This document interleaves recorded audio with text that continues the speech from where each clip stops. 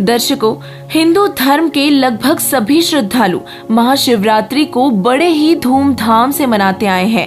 महादेव, देवों के देव कहे जाने वाले भगवान शंकर तीन लोक के मालिक हैं। भगवान शिव जी की आयु सभी देवताओं में सबसे अधिक बताई जाती है, जिस कारण इन्हें अविनाशी मान लिया गया।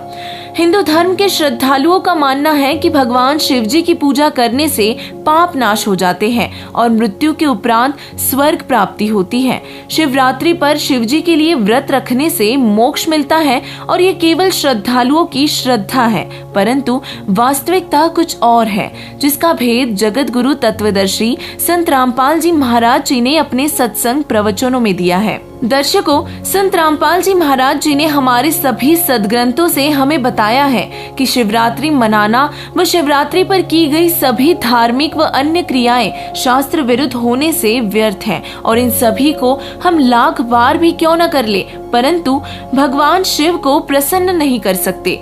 भगवान शिव जी से लाभ प्राप्त करने के लिए उनकी शास्त्र अनुकूल साधना करनी होगी और तभी साधना रूपी परिश्रम का फल हमें प्राप्त होगा।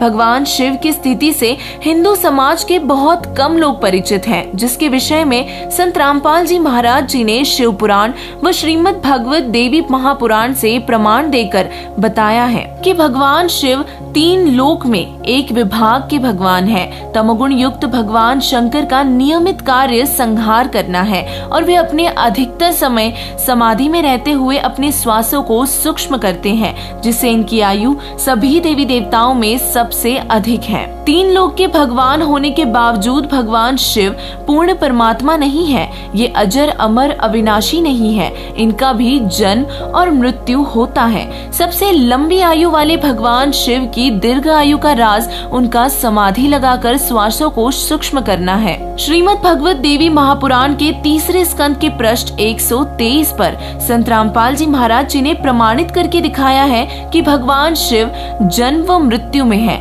वे स्वयं स्वीकार कर रहे हैं कि उनकी उत्पत्ति माता दुर्गा से हुई है और वे अविनाशी नहीं है। इससे स्पष्ट होता है कि भगवान शिव जी पूर्ण परमात्मा नहीं है। शिवरात्रि वाले दिन अधिकतर लोग व्रत रखते हैं और व्रत को लेकर भी संत रामपाल जी महाराज जी ने गीता जी से प्रमाण दिया है। श्रीमद् भगवत गीता अध्याय 6 के 12वें श्लोक में पूरी तरह से स्पष्ट है कि जो बिल्कुल नहीं खाते यानी कि व्रत रखते हैं और जो अधिक खाने वाले हो, उनका मोक्ष संभव नहीं है। जब गीता जी में ही व्रत रखना मना किया गया है, तो जो लोग व्रत रखते हैं वे सभी भगवान के आदेश के विरुद्ध जा रहे हैं, जो गलत है और भक्ति मार्ग में बाधक है। इससे सिद्ध होता है कि व्रत रखना व्यर्थ व मनमाना आचरण है। संत रामपाल जी महाराज जी ने आगे बताया है कि व्रत के साथ साथ लोग मंदिरों में या अपने घर पर ही शिवलिंग की पूजा भी करते हैं और यह पूजा पूरे हिंदू समाज में देखा देखी चल रही है।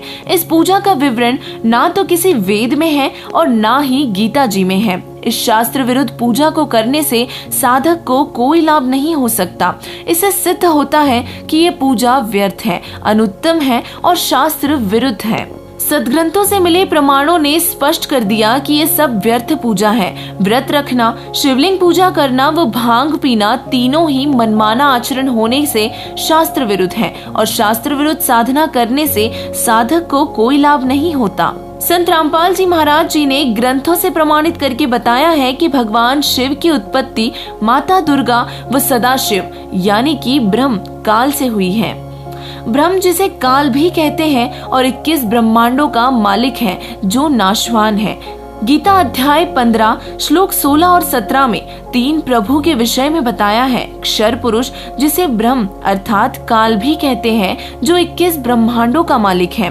अक्षर पुरुष जिसे अक्षर ब्रह्म अर्थात पर ब्रह्म भी कहते हैं, ये 7 संघ ब्रह्मांड का मालिक है और ये दोनों ही नाशवान प्रभु बताए हैं। और तीसरा परम अक्षर ब्रह्म, जो कि कुल का मालिक है, असंख्य ब्रह्मांडों का मालिक है और सारी सृष्टि का रचनहार है, वो अविनाशी भगवान है। इससे स्पष्ट हुआ कि भगवान शिव पूर्ण परमात्मा नहीं है, उनसे ऊपर ब्रह्म, पर ब्रह्म और परम अक्षर ब्रह्म है। क्षर ब्रह्म वो अक्षर ब्रह्म नाशवान प्रभु है और परम अक्षर ब्रह्म ही सुप्रीम गॉड है और उनका नाम कबीर है।